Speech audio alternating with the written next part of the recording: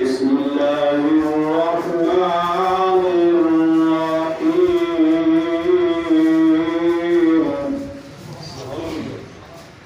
والتين والزيتون وطور سينين وهذا البلد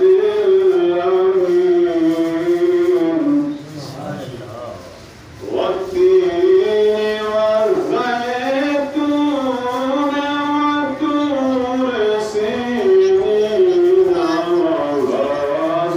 البلد الأمين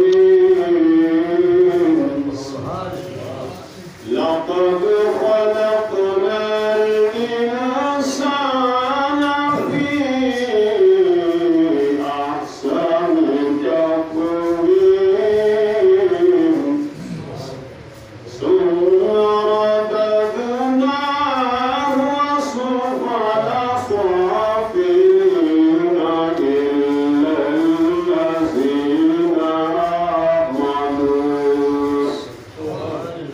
إلا الذين آمنوا وعملوا الصالحات فلهم أجر غير ممنون فما يكذبك بعد بالدين